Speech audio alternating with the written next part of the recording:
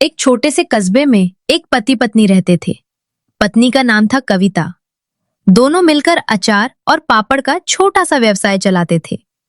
घर में सादगी थी, लेकिन रिश्तों में अपनापन और मेहनत की खुशबू थी। लेकिन किस्मत को कुछ और ही मंजूर था। कविता की अचानक मृत्यु हो गई। समय बीता।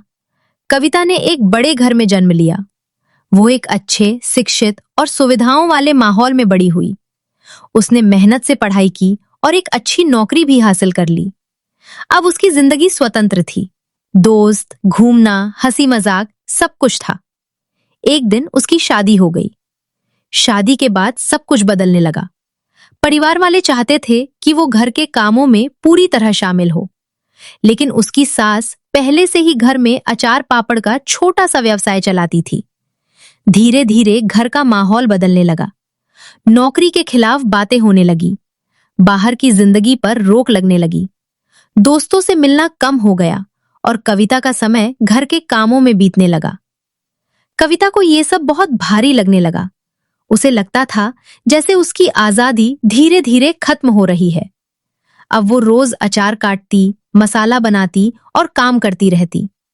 शुरुआत में उसे ये सब बहुत बोरिंग और कठिन लगता था, लेकिन अब यही उसकी दिनचर्या बन चुकी थी।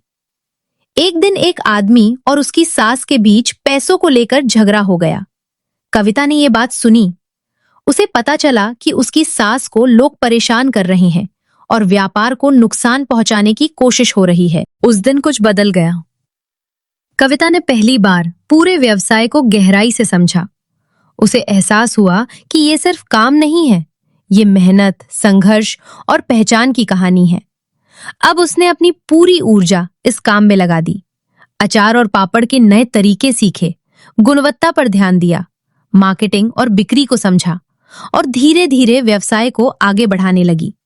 जो काम पहले उसे बोझ लगता था, अब वही उसकी ताकत बन गया। समय के साथ व्यवसाय बहुत बड़ा हो गया। अब घर में कई लोग काम करने लगे। कविता अब सिर्फ काम करने वाली नहीं रही, वो उस व्यवसाय की मुख्य शक्ति बन गई। एक दिन कविता शांत बैठी थी और उसे अपने पिछले जीवन का एहसास हुआ। उसे समझ आया कि वो हमेशा भागती रही थी, खुद से, अपनी जिम्मेदारियों से और अपने अंदर छिपी क्षमता से। लेकिन असली शांति तब मिली जब उसने खुद को स्वीकार किया। अब वो समझ चुकी थी, अकेलापन सजा नहीं है, समझने का समय है। हर काम छोटा नहीं होता और हर परिस्थिति हमें कुछ सिखाने आती है। कविता ने जाना, जब इंसान खुद को समझ लेता है, तभी उसकी असली शक्ति जागती है।